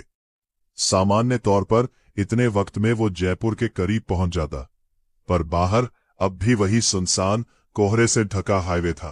रामेश्वर की आंखें अब जल रही थी। नींद और डर दोनों ने मिलकर उसे थका दिया था। तभी दूर से वही ट्यूबलाइट की रोशनी फिर दिखाई दी, चौथी बार। इस बार उसने घड़ी नहीं देखी। उसने बस अपनी आंखें सामने सड़क पर टिकाए रखी, ढाबे की तरफ देखे बिना गाड़ी चलाते रहने की कोशिश की। पर जैसे जैसे गाड़ी ढाबे के करीब पहुंची, कुछ अजीब हुआ। ढाबे की रोशनी तेज होती गई, इतनी तेज कि उसकी आंखें चौंधिया गईं। उसने गाड़ी की रफ्तार अनजाने में कम कर दी, आंखें चौंधियाने की वजह से। और तभी ढाबे के सामने वाली सड़क पर उसे कई सारे साये खड़े दिखे। 5, 6, शायद 7। सब एक जैसी वर्दी में, ट्रक ड्राइवरों जैसी, सब एक ही दिशा में देखते हुए रामेश्वर की गाड़ी की तरफ। रामेश्वर का खून जम गया। ये सारे लोग बिल्कुल हिले नहीं, बस खड़े रहे, जैसे किसी ने उन्हें वहीं रोक दिया हो, समय में जमा हुआ। उसने अपनी आंखें बंद करने की कोशिश की, पर सड़क पर नजर रखने के लिए मजबूरन खुली रखनी पड़ी। जैसे ही गाड़ी उन साइयों के करीब से गुजरी, रामेश्वर ने एक चेहरा पहचान लिया। छोटे लाल, वही जिसका जिक्र हरिया ने किया था, वही जिसका ट्रक सड़क किनारे खड़ा मिला था। उसका चेहरा बिल्कुल वैसा ही था जैसा शायद सालों पहले होगा, पर आंखें खाली थी, बिना किसी चमक के, जैसे कांच की गुड़िया की आंखें। रामेश्वर ने अपनी आंखें आगे की सड़क पर टिका दी और पूरी ताकत से एक्सीलेटर दबाए रखा। उसका दिल इतनी जोर से धड़क रहा था कि उसे लगा शायद वो फट ही जाएगा। कुछ सेकंड बाद जब उसने साइड मिरर में देखा, वो सारे साए गायब हो चुके थे। ढाबा भी अब पीछे छूट चुका था, पर इस बार उसे कुछ और भी महसूस हुआ, जैसे गाड़ी का वजन अचानक बढ़ गया हो, जैसे कोई चीज ट्रक के पीछे कंटेनर में और जुड़ गई हो। उसने पीछे मुड़कर नहीं देखा। रामेश्वर ने अब हर उम्मीद छोड़ दी थी कि ये रात सामान्य तरीके से खत्म होगी। उसने बस एक ही चीज पर ध्यान लगाया, सूरज निकलने का इंतजार। हरिया ने एक बार बताया था कि हाईवे की ज्यादातर अजीब घटनाएं रात के अंधेरे में ही होती हैं। सूरज निकलते ही सब कुछ सामान्य हो जाता है। उसने आसमान की तरफ देखा, पूरब की दिशा में हल्की सी रोशनी की उम्मीद में, पर आसमान अब भी कोयले जैसा काला था, कोहरे से और गाढ़ा। उसने अपनी घड़ी देखी, 4:45 बज रहे थे। सर्दियों में सूरज आमतौर पर 7 बजे के आसपास निकलता है, यानी अब भी और 2.25 घंटे बाकी थे। 2.25 घंटे जो रामेश्वर को अनंत काल जैसे लग रहे थे। उसने अपने आप को व्यस्त रखने के लिए कुछ हिसाब लगाना शुरू किया। कितनी बार ढाबा दिखा, कितनी दूरी तय हुई, ईंधन कितना बचा। उसने पेट्रोल गेज देखा, टंकी अब भी आधे से ज्यादा भरी हुई थी, हालांकि उसने कई घंटों से गाड़ी चलाई थी। ये हिसाब भी सही नहीं बैठ रहा था। उसे अचानक याद आया कि उसने अपने साथ थर्मस में चाय रखी थी। उसने एक हाथ से थर्मस खोला और सीधा घूंट भरा, बिना कप में डाले। चाय ठंडी हो चुकी थी, पर उसका स्वाद कुछ अजीब था, बिल्कुल वैसा जैसा उस ढाबे की चाय का था। उसने घबराकर थर्मस को दूर फेंक दिया, खिड़की से बाहर। उसने खुद को समझाया कि यह सिर्फ उसका दिमागी भ्रम है। चाय का स्वाद हमेशा एक जैसा होता है। पर उसके अंदर एक गहरा शक बैठ गया था कि शायद वो थर्मस भी असली नहीं था, सिर्फ उसकी याद का एक हिस्सा था जो इस अजीब जगह ने उसे दिखाया था। सड़क अब भी वैसी ही चली जा रही थी, सीधी, सुनसान, कोहरे से घिरी। कोई गांव नहीं, कोई और गाड़ी नहीं, कोई इंसान नहीं।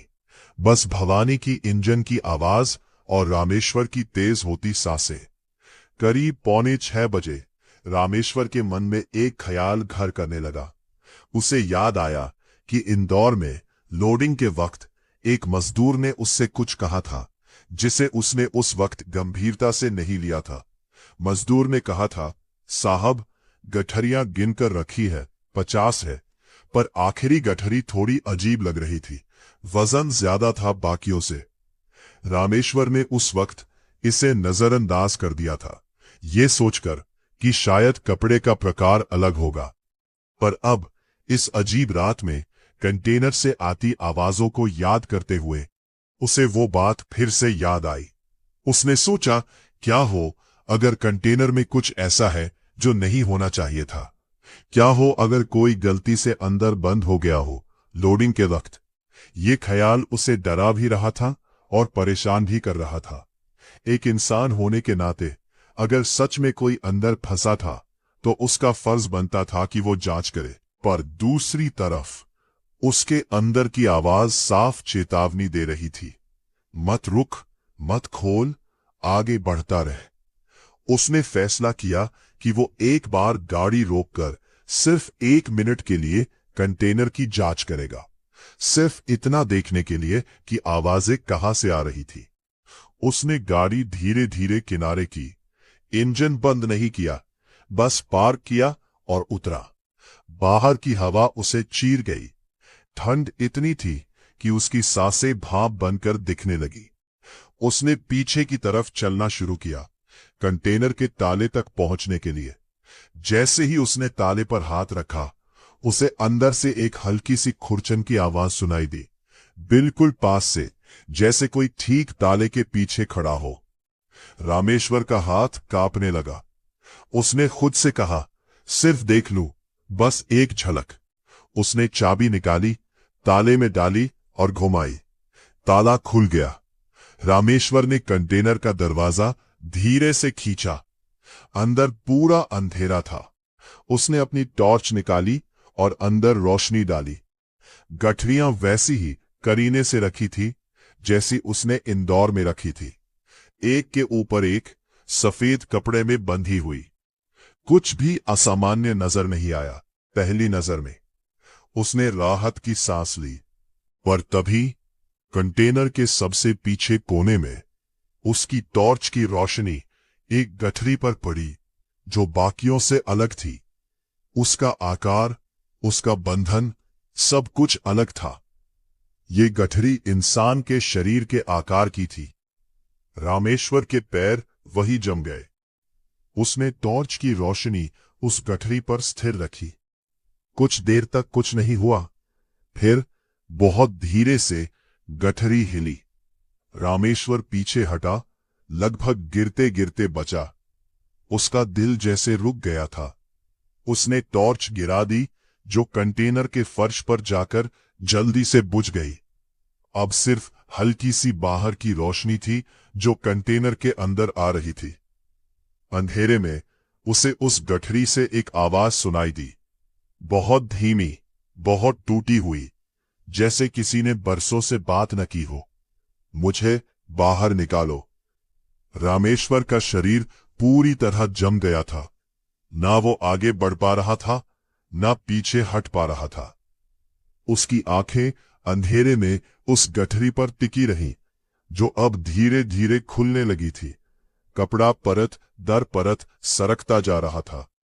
तभी बाहर से ढाबे वाली उस औरत की आवाज गूंजी, जैसे वो ठीक उसके कान के पास खड़ी हो। बंद कर दे, अभी बंद कर दे, वरना बहुत देर हो जाएगी। रामेश्वर ने जो भी हिम्मत बची थी वो जुटाई और कंटेनर का दरवाजा जोर से बंद कर दिया, ताला लगाया और गाड़ी की तरफ भागा बिना पीछे देखे। गाड़ी में बैठते ही रामेश्वर ने दरवाजा लॉक किया और चाबी घुमाई। इंजन तुरंत स्टार्ट हो गया, जैसे कोई मदद करना चाहता हो। उसने गियर डाला और एक्सीलेटर दबाया, गाड़ी को झटके से आगे बढ़ाते हुए। कंटेनर से अब आवाजें तेज हो गई थी, धम धम धम, जैसे कोई अंदर से दीवारों को पीट रहा हो, बेतहाशा, गुस्से में। रामेश्वर ने अपने कान बंद करने चाहे, पर स्टीयरिंग पकड़े रखना जरूरी था। उसे अपने दिमाग में औरत के शब्द याद आए, पीछे मत देखना। उसने खुद से ठान लिया कि चाहे कुछ भी हो, वो रियर व्यू मिरर की तरफ नहीं देखेगा, ना ही साइड मिरर की तरफ। उसने अपनी आंखें सीधा सामने सड़क पर टिका दी। धीरे धीरे कंटेनर से आती आवाजें कम होती गईं, जैसे कोई चीज थक गई हो या दूर चली गई हो। कुछ मिनट बाद पूरी तरह सन्नाटा छा गया। रामेश्वर ने अपनी सांस को नियंत्रित करने की कोशिश की। उसका शरीर पसीने से तर था, बावजूद इसके कि बाहर हड्डियां जमा देने वाली सर्दी थी। उसने आगे की सड़क पर ध्यान लगाए रखा, अपने आप को यकीन दिलाते हुए कि जो कुछ भी हुआ वो अब पीछे छूट चुका है। पर उसके मन में एक सवाल बार बार गूंज रहा था। वो आवाज जो गठरी से आई थी, वो किसकी थी? क्या ये कोई ऐसा इंसान था जो सच में मदद मांग रहा था, या ये भी उसी जाल का एक हिस्सा था जो उसे रोकने के लिए बनाया गया था? उसने इस सवाल का जवाब ढूंढने की कोशिश नहीं की। उसने बस आगे बढ़ते रहने का फैसला किया, जब तक कि सूरज न निकल आए। रामेश्वर ने सोचा था कि कंटेनर की घटना के बाद शायद अब ढाबा दोबारा नहीं दिखेगा, पर करीब 25 मिनट बाद कोहरे के बीच से वही जानी पहचानी ट्यूबलाइट की रोशनी उभर आई। 5वीं बार।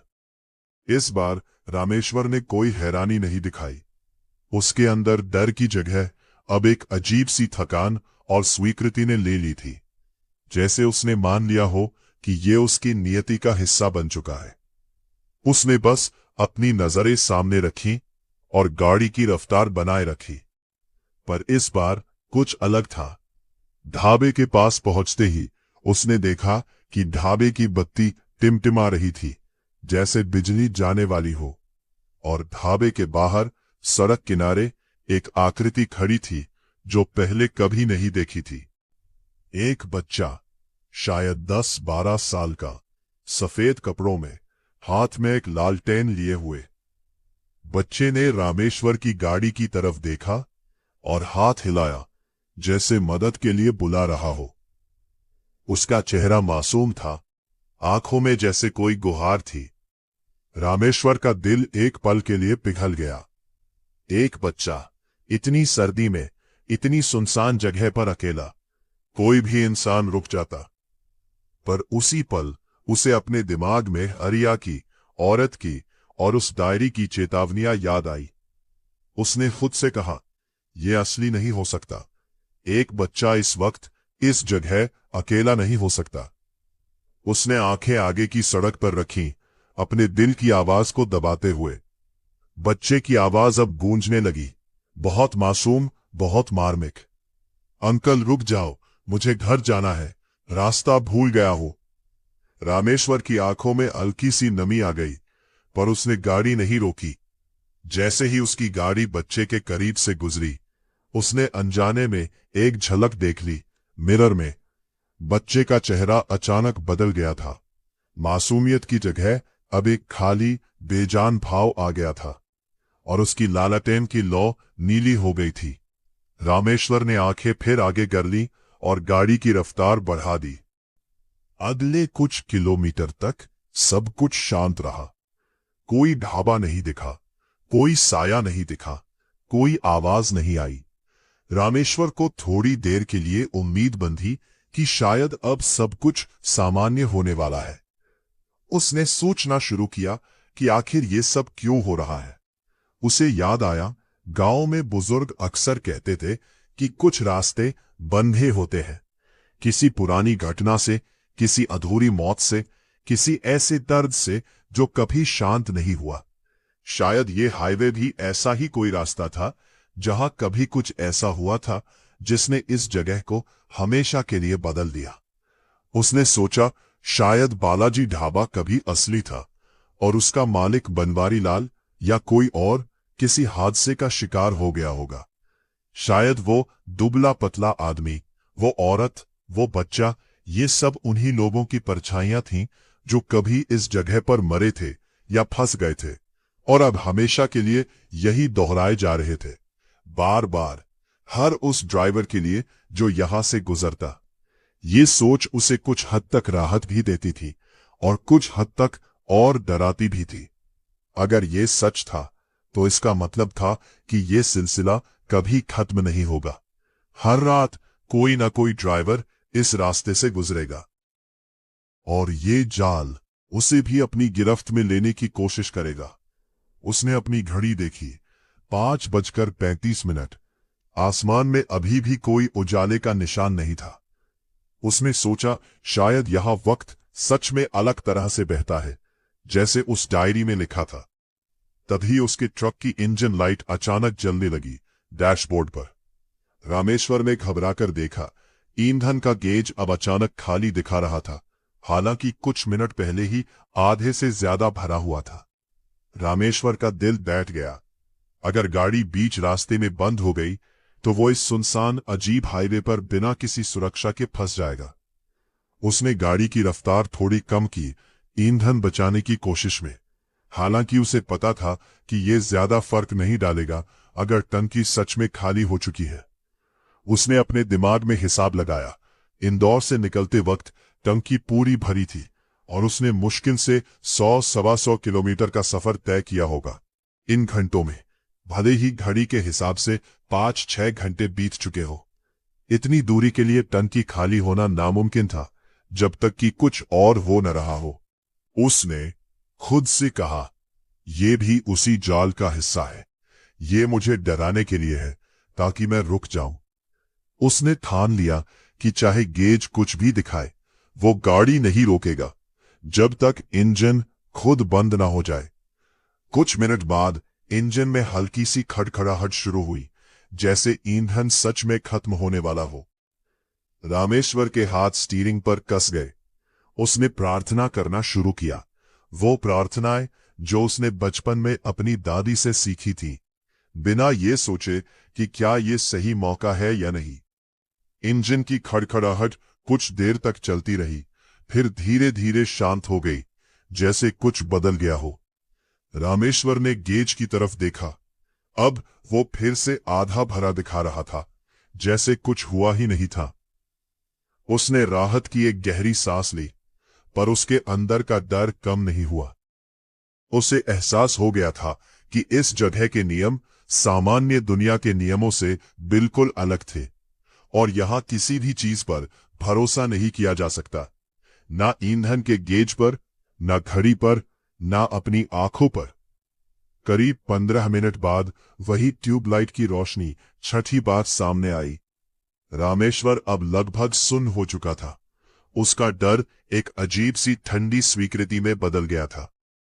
उसने बस सांस रोकी और गाड़ी सीधी रखी।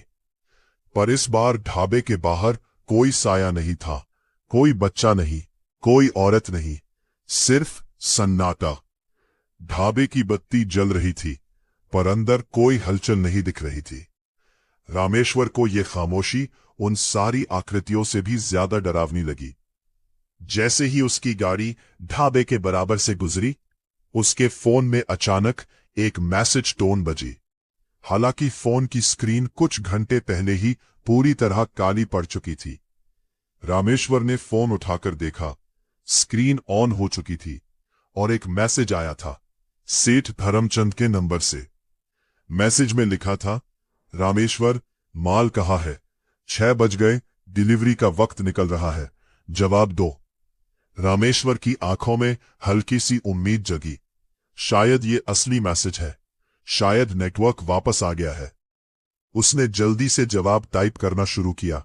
सेठ जी, रास्ता अजीब हो गया है, कोई ढाबा बार बार। पर जैसे ही उसने भेजने का बटन दबाया, फोन की स्क्रीन फिर काली पड़ गई। मैसेज भेजा नहीं जा सका।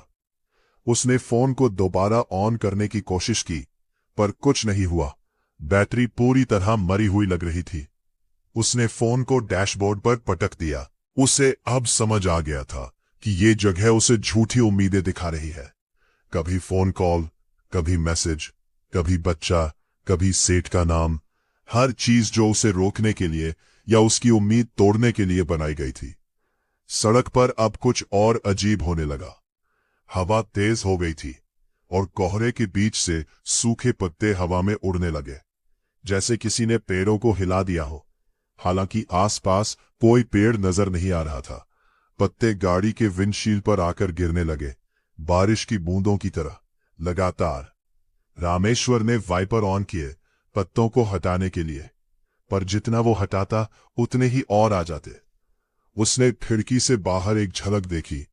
पत्ते नहीं थे ये, बल्कि कागज के छोटे छोटे टुकड़े थे, जिन पर कुछ लिखा हुआ था, बहुत छोटे अक्षरों में, जिसे पढ़ पाना नामुमकिन था इतनी रफ्तार में।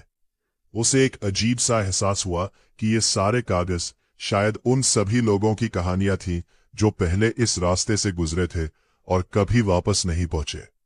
हर एक कागज पर एक नाम, एक तारीख, एक अधूरी कहानी। उसने अपनी आंखें सड़क पर वापस टिकाई, इन ख्यालों को दिमाग से निकालने की कोशिश करते हुए। कुछ मिनट बाद कागजों की बारिश अचानक रुक गई, जैसे किसी ने स्विच ऑफ कर दिया हो। हवा भी शांत हो गई। रामेश्वर ने अपनी घड़ी देखी, 6:10। उसने आसमान की तरफ देखा। अब भी कोई उजाला नहीं था, पर उसे लगा जैसे कोहरा थोड़ा कम होने लगा है, या शायद ये सिर्फ उसकी उम्मीद थी। करीब आधे घंटे बाद रामेश्वर की गाड़ी एक ऐसे मोड़ पर पहुंची जो उसने पहले कभी नहीं देखा था। सड़क यहां 2 हिस्सों में बंटती थी। एक रास्ता सीधा जाता था, कोहरे में गुम होता हुआ, और दूसरा रास्ता थोड़ा ऊपर की तरफ एक पुराने पत्थर के पुल की तरफ जाता था। रामेश्वर हैरान था। नक्शे में तो ऐसा कोई मोड़ दर्ज नहीं था। उसने गाड़ी धीमी की, ये तय करने के लिए कि किस रास्ते जाना है। तभी सड़क किनारे उसे वो दुबला पतला आदमी फिर दिखा, इस बार बहुत करीब, ट्रक की खिड़की के बराबर खड़ा। रामेश्वर ने गाड़ी रोकी नहीं, पर उसकी रफ्तार अपने आप धीमी हो गई, क्योंकि सड़क संकरी थी। आदमी ने अपना हाथ उठाया और सीधे रास्ते की तरफ इशारा किया। फिर उसने अपना सिर हिलाया, ना में, धीरे धीरे, जैसे चेतावनी दे रहा हो। फिर उसने पुल वाले रास्ते की तरफ इशारा किया और अपना सिर हिलाया, धीरे धीरे, जैसे चेतावनी दे रहा हो। फिर उसने पुल वाले रास्ते की तरफ इशारा किया और अपना सिर हिलाया, हाँ में। रामेश्वर के मन में उलझन थी। क्या ये मदद थी या एक और जाल? उसने अपने अंदर की आवाज सुनने की कोशिश की। उसे याद आया कि अब तक इस रास्ते ने उसे हमेशा डराने की, रोकने की, गुमराह करने की कोशिश की थी। कभी सीधे रास्ते नहीं दिखाए थे, पर इस आदमी की आंखों में पहली बार कोई खालीपन नहीं था। एक हल्की सी बेचैनी थी, जैसे वो सच में चाहता हो कि रामेश्वर सही रास्ता चुने। रामेश्वर ने फैसला किया। उसने पुल वाला रास्ता नहीं चुना।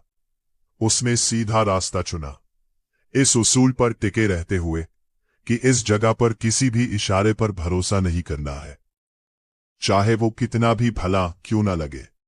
जैसे ही उसकी गाड़ी सीधे रास्ते पर आगे बढ़ी, उसने मिरर में देखा आदमी अपनी जगह से गायब हो चुका था और पुल वाले रास्ते से एक तेज चीख जैसी आवाज गूंजी जो जल्दी ही सन्नाटे में डूब गई। कुछ ही मिनटों में रामेश्वर को सामने फिर वही रोशनी दिखी, 7वीं बार। इस बार ढाबा बहुत करीब लग रहा था, जैसे सड़क खुद उसे वहां खींच रही हो। रामेश्वर ने गाड़ी की रफ्तार बढ़ाने की कोशिश की, पर अजीब तरीके से एक्सेलरेटर दबाने पर भी गाड़ी की रफ्तार नहीं बढ़ी, जैसे इंजन में कोई अदृश्य ताकत रोक रही हो। उसने घबराकर क्लच और ब्रेक चेक किए, सब सामान्य काम कर रहे थे, पर गाड़ी एक तय रफ्तार से ज्यादा तेज नहीं भाग पा रही थी, जैसे कोई डोरी उसे पीछे खींच रही हो। ढाबा अब बिल्कुल सामने था। इस बार दरवाजे पर रामेश्वर को एक चौंकाने वाली चीज दिखी, एक आदमी जिसका चेहरा बिल्कुल उसके जैसा था, बिल्कुल रामेश्वर जैसा। वही कपड़े, वही मूछें, खड़ा होकर उसकी गाड़ी की तरफ देख रहा था। रामेश्वर का शरीर बर्फ जैसा ठंडा पड़ गया। उसने अपनी आंखें मली, सोचा शायद थकान से भ्रम हो रहा है, पर वो आकृति वही खड़ी रही, बिल्कुल उसकी अपनी परछाई जैसी।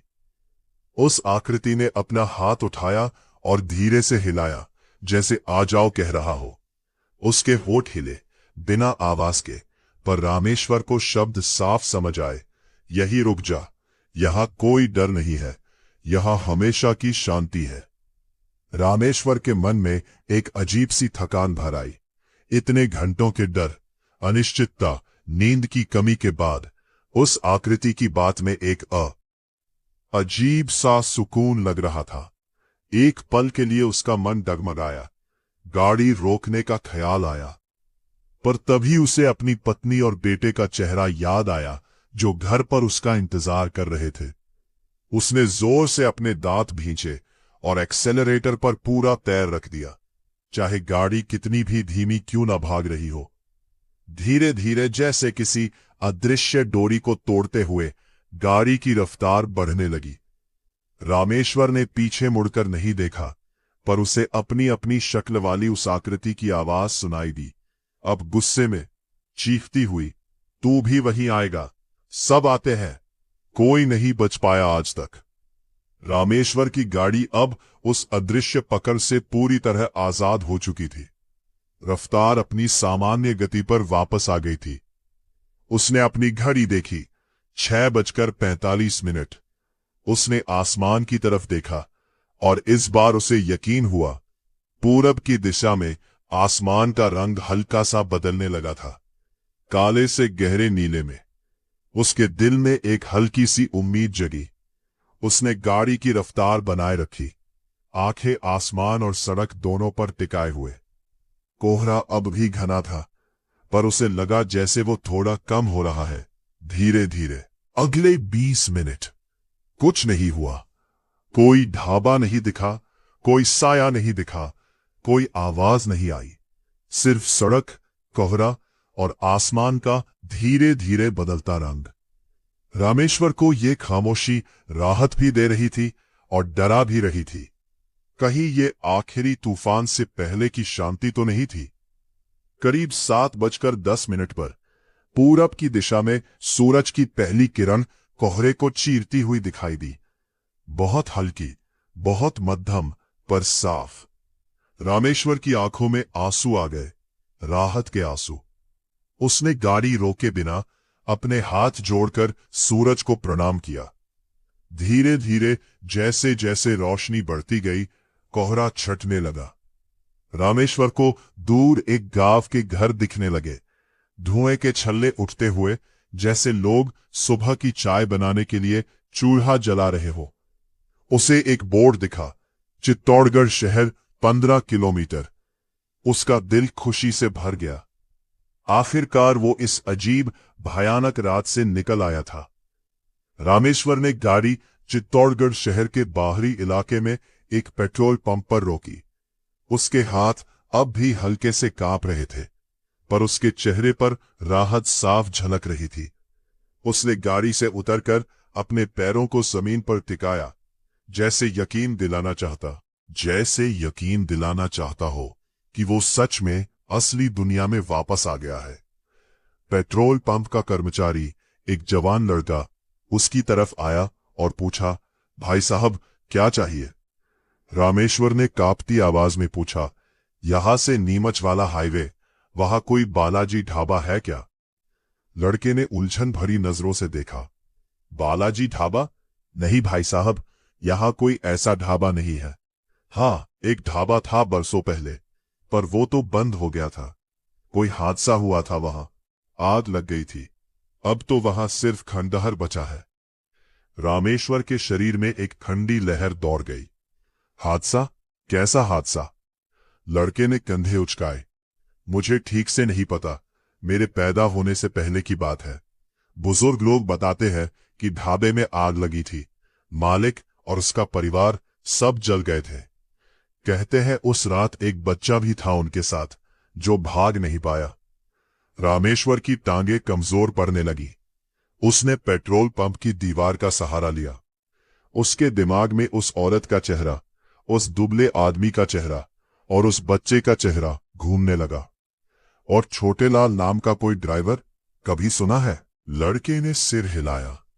हाँ, ये नाम सुना है, ट्रांसपोर्ट वालों में मशहूर है। बरसों पहले गायब हो गया था, इसी रास्ते पर। उसका ट्रक मिला था, पर वो कभी नहीं मिला। लोग कहते हैं उसकी आत्मा अब भी उस हाईवे पर भटकती है, रात के अंधेरे में। रामेश्वर ने कोई और सवाल नहीं पूछा। उसने पेट्रोल भरवाया, पैसे दिए और गाड़ी में वापस बैठ गया। उसके हाथ अब भी कांप रहे थे, पर अब वजह डर नहीं, बल्कि एक गहरी ठंडी समझ थी। रामेश्वर ने बाकी का सफर बिना किसी और घटना के पूरा किया। सुबह के उजाले में सड़क बिल्कुल सामान्य लग रही थी। गांव, खेत, दूसरे ट्रक, बसें, सब कुछ जैसा होना चाहिए वैसा था। उसने रास्ते में एक जगह गाड़ी रोककर चाय पी, एक सामान्य ढाबे पर, जहां मालिक हंसता बोलता आम इंसान था। कोई साया नहीं। करीब 9:30 बजे रामेश्वर की गाड़ी जयपुर की मंडी में पहुंची। मंडी के मैनेजर ने माल चेक किया, गठरियां गिनी, पूरी 50 थी, बिल्कुल वैसी जैसी होनी चाहिए थी। रामेश्वर ने खुद कंटेनर से गठरियां उतरवाई, हर एक को ध्यान से देखते हुए, ये सोचकर कि शायद उसे वो अजीब इंसानी आकार वाली गठरी फिर मिलेगी। पर ऐसी कोई गठरी नहीं मिली। सब कुछ सामान्य कपड़े की गठरियां थीं, जैसी होनी चाहिए थी।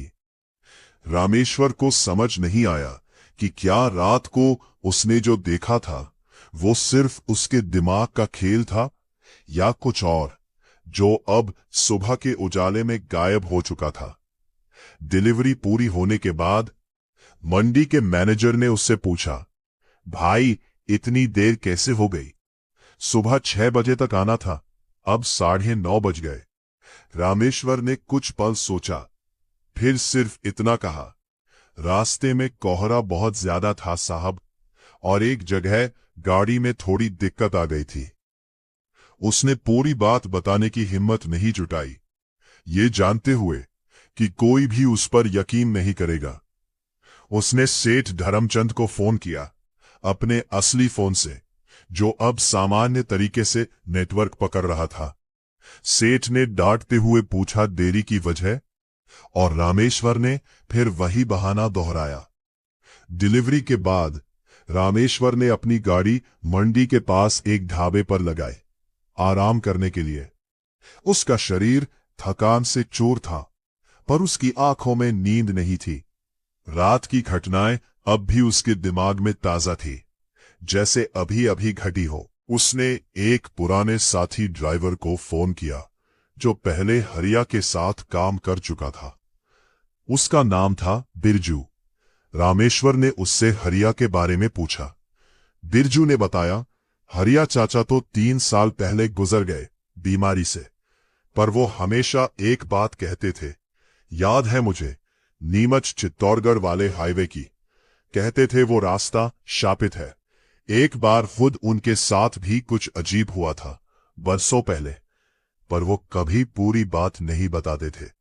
बस इतना कहते थे कि उस रात के बाद उन्होंने कसम खा ली थी कि रात के वक्त उस रास्ते पर कभी नहीं रुकेंगे, चाहे कुछ भी हो जाए।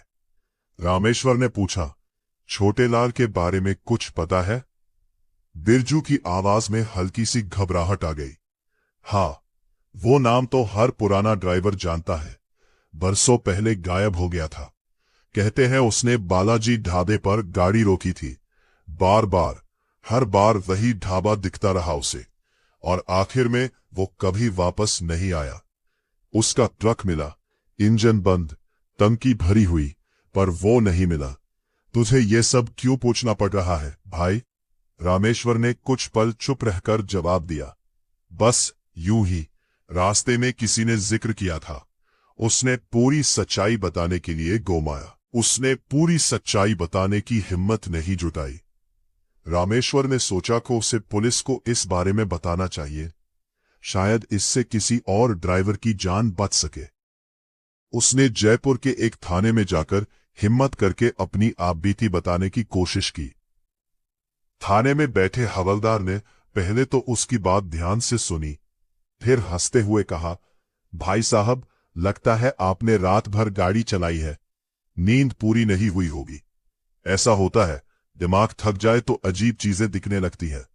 जाइए, आराम कीजिए। रामेश्वर ने जोर देकर कहा कि यह सच में हुआ था, कि कंटेनर से आवाजें आई थी कि एक औरत ने उससे बात की थी। पर हवलदार का रवैया साफ बता रहा था कि उसे कोई रिपोर्ट दर्ज करने में दिलचस्पी नहीं थी।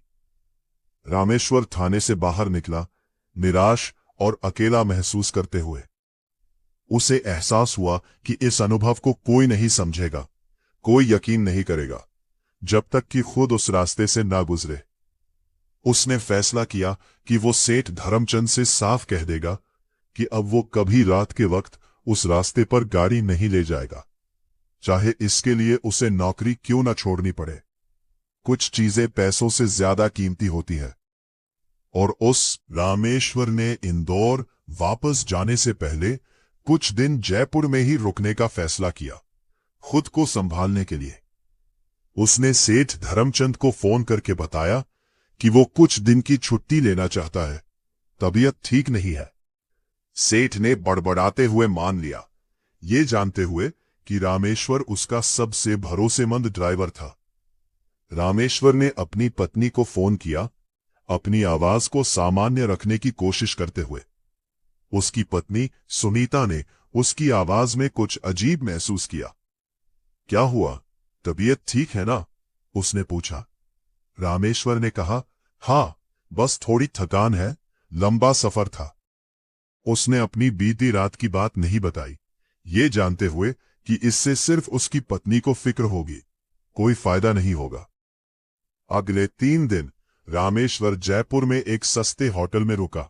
ज्यादातर वक्त सोता रहा या खिड़की से बाहर देखता रहा। उसके दिमाग में बार बार वो रात लौट आती, ढाबे की रोशनी, वो साए, वो आवाजें, वो कंटेनर के अंदर की गठरी।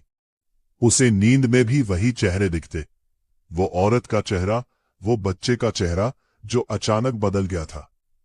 तीसरे दिन उसने फैसला किया कि वो इंदौर वापस जाएगा, पर हाईवे की बजाय दूसरे रास्ते से, चाहे वो लंबा ही क्यों ना हो।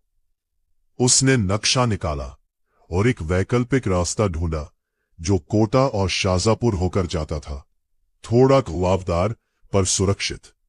रामेश्वर ने कोटा वाले रास्ते से इंदौर वापसी की, दिन के उजाले में, बिना किसी घटना के।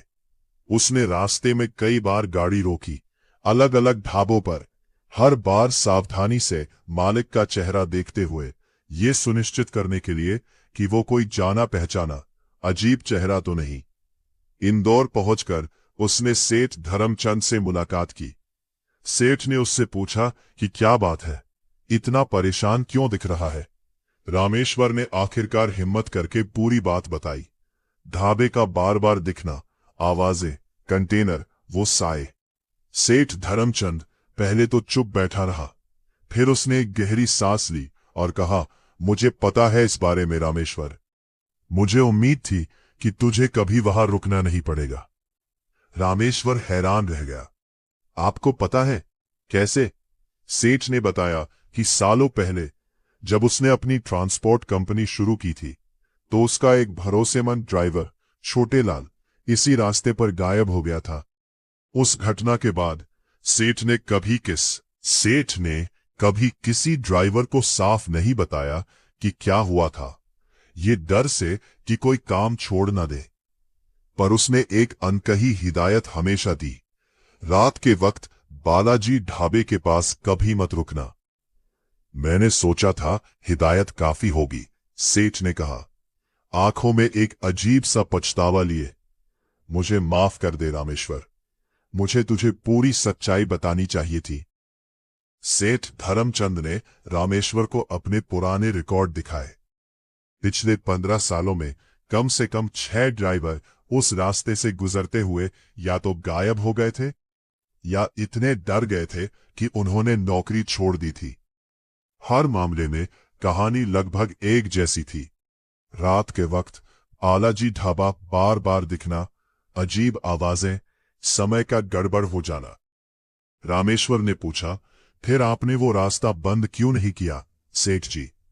सेठ ने एक लंबी सांस ली। क्योंकि दिन के वक्त वो रास्ता बिल्कुल सामान्य है रामेश्वर, सैकड़ों गाड़ियां रोज वहां से गुजरती है, कुछ नहीं होता। सिर्फ रात के 2 से 5 बजे के बीच कुछ खास परिस्थितियों में ये सब होता है। और हर ड्राइवर को ये नहीं होता, सिर्फ कुछ को। मुझे नहीं पता क्यों। रामेश्वर ने अपनी बात याद करते हुए पूछा, क्या आपको पता है ढाबे में क्या हुआ था असली में? सेठ ने सिर हिलाया। मैंने भी सुना है पुरानी कहानियां। कहते हैं बरसों पहले वहां एक असली ढाबा था, बालाजी नाम के एक आदमी का। एक रात वहां डाकुओं का एक गिरोह आया लूटपाट के लिए। बालाजी ने विरोध किया तो उन्होंने पूरे परिवार को अंदर बंद करके आग लगा दी। बालाजी, उसकी पत्नी, उसका बेटा और वहां काम करने वाला एक नौकर, सब जल गए, कोई नहीं बचा। रामेश्वर के रोंगटे खड़े हो गए। और वो दुबला पतला आदमी, वो औरत, वो बच्चा। सेठ ने कहा, शायद वही लोग हैं रामेश्वर, शायद वो अब भी वही फंसे हैं उस रात में, बार बार दोहराते हुए। और जो कोई भी वहां रुकता है शायद वो भी उसी जाल का हिस्सा बन जाता है। रामेश्वर ने सेठ से पूछा, सेठ जी, कंटेनर में जो गठरी थी इंसान के आकार की, वो क्या थी? मैंने उसे खोला था थोड़ा सा और उसमें से आवाज आई थी। सेठ का चेहरा पीला पड़ गया। तूने उसे खोला? पूरी तरह से नहीं ना? रामेश्वर ने सिर हिलाया। नहीं, मैंने डर के मारे बंद कर दिया था, पूरा खुलने से पहले। सेठ ने राहत की सांस ली। अच्छा किया। बुजुर्ग कहते हैं अगर वो गठरी पूरी तरह खुल जाए तो जो कोई भी उस वक्त सबसे करीब हो उसकी जगह ले लेता है। जो अंदर बंद है वो बाहर आ जाता है और खोलने वाला उसकी जगह ले लेता है हमेशा के लिए। रामेश्वर का शरीर कांप उठा। इसका मतलब था कि वो सचमुच बहुत करीब था अपनी जान गंवाने के, या शायद कुछ उससे भी बदतर। वो नौकर था, सेठ ने आगे कहा, जो बालाजी के ढाबे में काम करता था, जो आग में जलकर मरा था। कहते हैं उसकी आत्मा सबसे ज्यादा बेचैन है क्योंकि वो सबसे कम उम्र का था और उसकी मौत सबसे तड़पाकर हुई थी। वो हमेशा किसी ट्रक के कंटेनर में छुप जाता है, मदद मांगता है, और जो कोई उसे बचाने की कोशिश करता है वो खुद फंस जाता है उसकी जगह। रामेश्वर ने अपने हाथों की तरफ देखा, अब भी हल्के से कांपते हुए। उसे एहसास हुआ कि उसका इंसानियत भरा फैसला, कंटेनर खोलकर देखने का, उसे कितने बड़े खतरे में डाल सकता था। सेठ धर्मचंद ने उस दिन के बाद अपनी कंपनी में एक नया नियम बनाया। कोई भी ड्राइवर रात के 2 से 5 बजे के बीच नीमच चित्तौड़गढ़ हाईवे पर गाड़ी नहीं चलाएगा। अगर जरूरत पड़े तो या तो पहले निकलना होगा ताकि वो वक्त पार हो जाए, या फिर कोटा वाले लंबे रास्ते से जाना होगा। रामेश्वर ने अपनी नौकरी जारी रखी, पर उसने कभी रात के उस पहर में उस रास्ते पर गाड़ी नहीं चलाई। जब भी उसे उस इलाके से गुजरना पड़ता, वो या तो दिन के उजाले में निकलता या रात होने से पहले ही उस स्ट्रेच को पार कर लेता। कई महीने बीत गए। रामेश्वर की जिंदगी धीरे धीरे सामान्य हो गई, पर वो रात कभी उसके दिमाग से पूरी तरह नहीं निकली। कभी कभी जब वो अकेला गाड़ी चलाता, उसे लगता जैसे साइड मिरर में कोई साया दिख गया हो या रेडियो में कोई अजीब सी आवाज सुनाई दी हो। हर बार वो खुद को समझाता कि ये सिर्फ उसकी याददाश्त का खेल है, पर एक चीज जो उसने कभी नहीं भूली, वो थी उस औरत की आवाज, जितनी बार रुकोगे उतनी बार लौटोगे। ये शब्द उसके दिमाग में हमेशा के लिए बस गए थे, एक चेतावनी की तरह। करीब 8 महीने बाद सेठ धर्मचंद की कंपनी में एक नया ड्राइवर आया। नाम था दिनेश।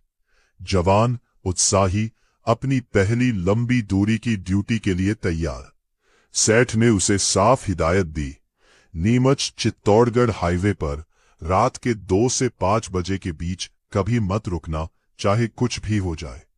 दिनेश ने हंसते हुए पूछा, क्यों साहब, ऐसी क्या बात है? सेठ ने गंभीर होकर कहा, बस मेरी बात मान ले।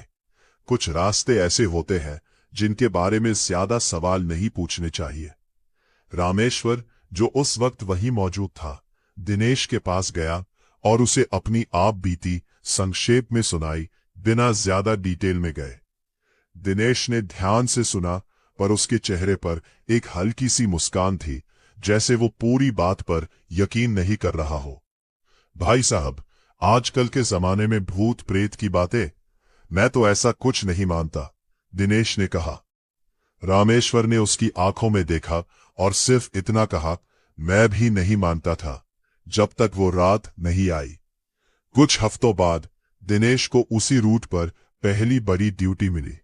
इंदौर से जयपुर, कपड़े की गठरियां लेकर, ठीक वैसे ही जैसे रामेश्वर की उस रात थी। दिनेश ने सेठ की हिदायत को हल्के में लिया और देर से निकला, ये सोचकर कि थोड़ी देर हो भी गई तो क्या फर्क पड़ता है। रात के करीब 1:30 बजे दिनेश की गाड़ी नीमच के पास पहुंची। उसे भूख लगी थी और सामने एक ढाबे की रोशनी दिखी, श्री बालाजी ढाबा।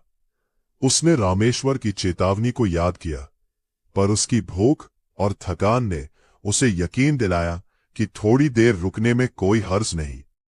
उसने गाड़ी पार्किंग में लगाई और अंदर गया। एक दुबला पतला आदमी बैठा था, चाय बना रहा था। दिनेश ने चाय और पराठे का ऑर्डर दिया, बिना किसी शक के। खाना खाते वक्त दिनेश ने आदमी से पूछा, भाई साहब, आप कब से यहां हैं?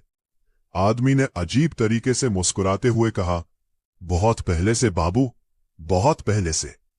दिनेश ने इस जवाब को हंसी में उड़ा दिया और खाना खत्म करके आगे बढ़ गया, बिना ये जाने कि उसने वो पहला कदम रख दिया था जिसके बारे में सेठ और रामेश्वर ने उसे चेतावनी दी थी।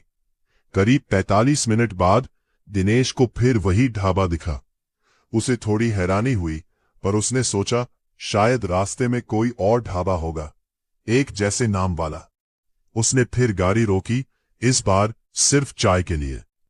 तीसरी बार जब ढाबा दिखा, सिर्फ 20 मिनट में दिनेश के मन में पहली बार शक पैदा हुआ।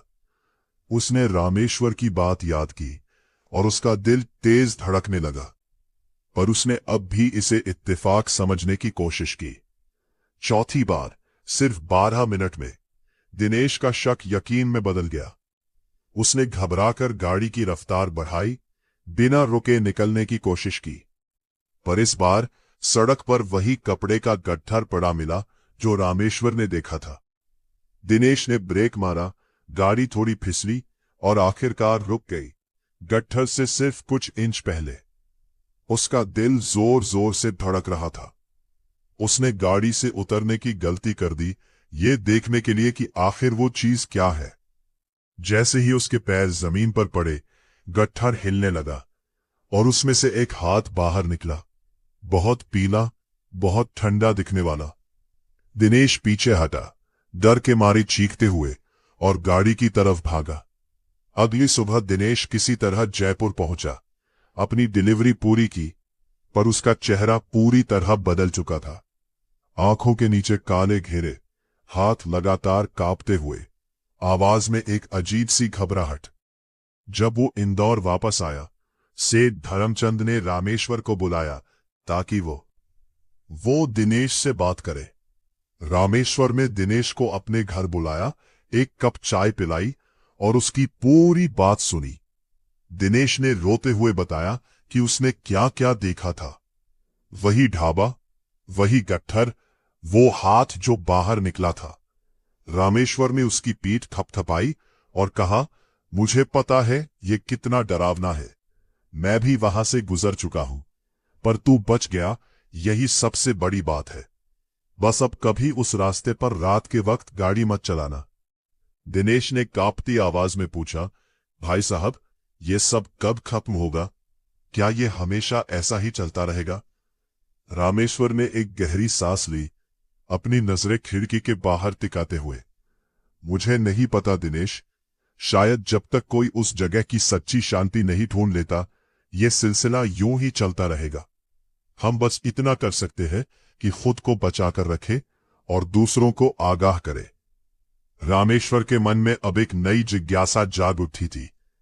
वो जानना चाहता था कि आखिर बालाजी ढाबे में हुई उस आग की असली कहानी क्या थी। उसने चित्तौड़गढ़ के पुराने अखबारों के दफ्तर जाने का फैसला किया, ये सोचकर कि शायद वहां कोई पुरानी रिपोर्ट मिल जाए। उसने एक स्थानीय अखबार के दफ्तर में जाकर पुराने रिकॉर्ड खंगालने की इजाजत मांगी। दफ्तर के एक बुजुर्ग कर्मचारी ने उसकी मदद की, धूल भरी फाइलों में से पुराने अंक निकालकर। करीब 2 घंटे की खोज के बाद रामेश्वर को एक पुराना अंक मिला, 30 साल से भी ज्यादा पुराना। उसमें एक छोटी सी खबर थी, कोने में छपी हुई, नीमच चित्तौड़गढ़ हाईवे पर ढाबे में भीषण आग, 4 लोगों की मौत। खबर में लिखा था कि बालाजी नाम के एक ढाबा मालिक, उसकी पत्नी, उनका 12 साल का बेटा और एक नौकर रात के वक्त आग में जलकर मारे गए। पुलिस ने शुरुआती जांच में इसे शॉर्ट सर्किट से लगी आग बताया, पर स्थानीय लोगों का कहना था कि उन्होंने रात को कुछ अजनबियों को ढाबे के आसपास घूमते देखा था, उस रात से पहले। खबर के आखिर में लिखा था कि मामले की आगे कोई जांच नहीं हुई, फाइल जल्दी ही बंद कर दी गई। रामेश्वर ने वो अखबार का पन्ना फोटोकॉपी करवाया और अपने साथ ले आया। उसे अब यकीन हो गया था कि जो कुछ भी उसने उस रात देखा था, वो सिर्फ उसका भ्रम नहीं था, कुछ सच में हुआ था बरसों पहले, और उसका असर आज तक उस रास्ते पर बना हुआ था। रामेश्वर ने आगे की जानकारी जुटाने के लिए उस इलाके के पास बसे एक छोटे से गांव का रुख किया, जो हाईवे से कुछ किलोमीटर दूर था। वहां उसने कुछ बुजुर्गों से बात की, जो उस पुरानी घटना को याद करते थे। एक बुजुर्ग महिला ने बताया, हाँ बेटा, मुझे याद है वो रात। हम लोग दूर से आग की लपटें देख सकते थे। पूरा गांव डर गया था। अगली सुबह जब हम वहां पहुंचे तो सिर्फ राख बची थी और 4 जले हुए शरीर। रामेश्वर ने पूछा, क्या पुलिस ने कुछ पता लगाया कि आग किसने लगाई? महिला ने सिर हिलाया, नहीं बेटा, उस जमाने में पुलिस इतनी ईमानदार नहीं थी जितनी आज है। कहते हैं कुछ बड़े लोगों का हाथ था इसमें, कोई जमीन का विवाद था।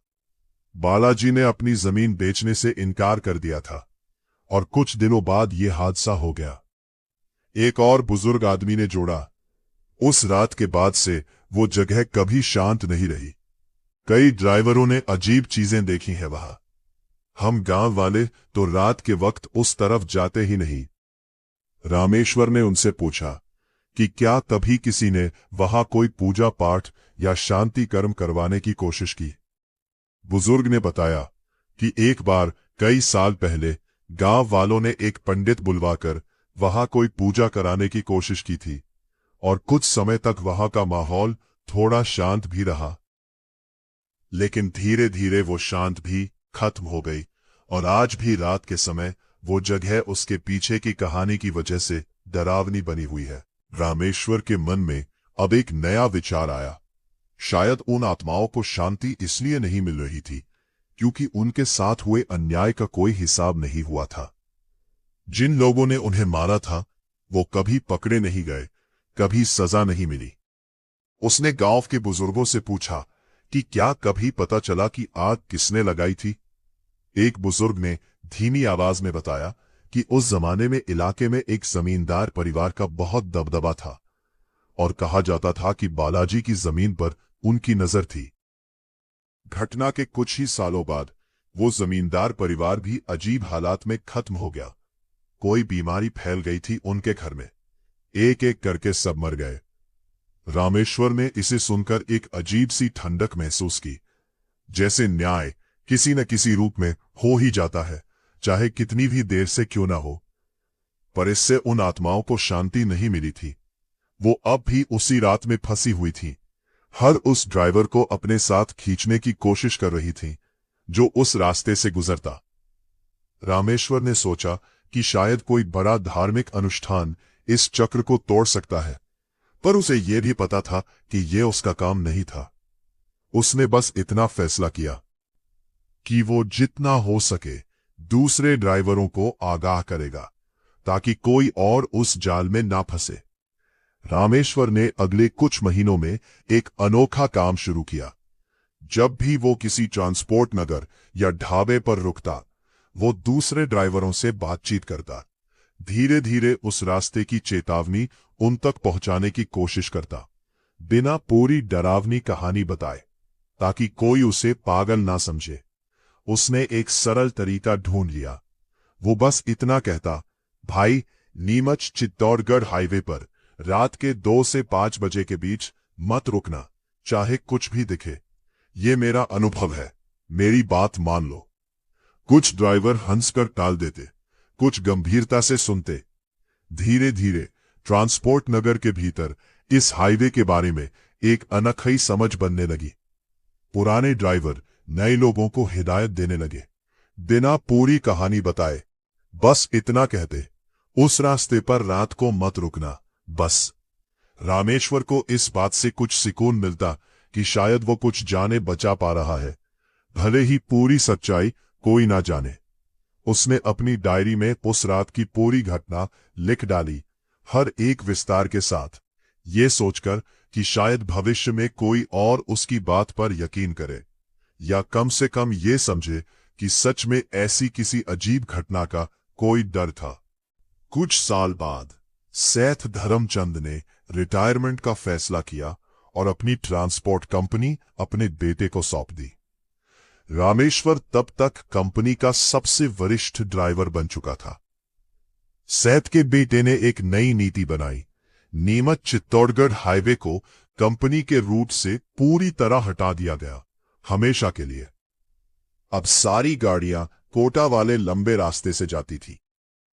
रामेश्वर ने अपनी नौकरी के आखिरी सालों में उस हाईवे पर कभी दोबारा गाड़ी नहीं चलाई, पर एक बार अपने रिटायरमेंट से कुछ महीने पहले उसने खुद अपनी मर्जी से दिन के उजाले में अकेले उस रास्ते पर गाड़ी चलाई, सिर्फ ये देखने के लिए कि वो ढाबे की जगह अब कैसी दिखती है। दिन के उजाले में वो जगह बिल्कुल सामान्य लग रही थी, एक खुला मैदान, कुछ टूटी फूटी दीवारों के अवशेष जो शायद कभी ढाबे की इमारत का हिस्सा रही होंगी। कोई ट्यूबलाइट नहीं, कोई साया नहीं, सिर्फ खामोश खंडहर, घास और झाड़ियों से घिरे हुए। रामेश्वर ने गाड़ी रोकी और उन खंडहरों के पास खड़ा हुआ। कुछ देर के लिए उसने अपने साथ लाए फूल वहां चढ़ाए और मन ही मन उन 4 आत्माओं के लिए प्रार्थना की। तो दोस्तों, ये थी रामेश्वर की कहानी, एक ऐसी रात की कहानी जिसने उसे हमेशा के लिए बदल दिया, और एक ऐसे रास्ते की कहानी जो आज भी अपने पुराने दर्द को दोहराता है, हर उस ड्राइवर के लिए जो गलती से उस पहर में वहां से गुजर जाए। अगर आपको ये कहानी पसंद आई हो तो वीडियो को लाइक जरूर करें, अपने दोस्तों के साथ शेयर करें, और अगर अभी तक चैनल को सब्सक्राइब नहीं किया है तो अभी सब्सक्राइब कर ले, ताकि आपको हमारी अगली डरावनी कहानी की सूचना सबसे पहले मिले। कमेंट में बताइए, अगर आप रामेश्वर की जगह होते तो क्या आप गाड़ी रोकते या आगे बढ़ते रहते? याद रखिएगा, अगली बार जब आप रात के सन्नाटे में अकेले सफर करें और कुछ बार बार बिना किसी वजह के एक ही जगह वापस आता दिखे, रुकिएगा मत, बस आगे बढ़ते रहिएगा जब तक रोशनी ना आ जाए। मिलते हैं अगली कहानी में, तब तक के लिए नमस्कार।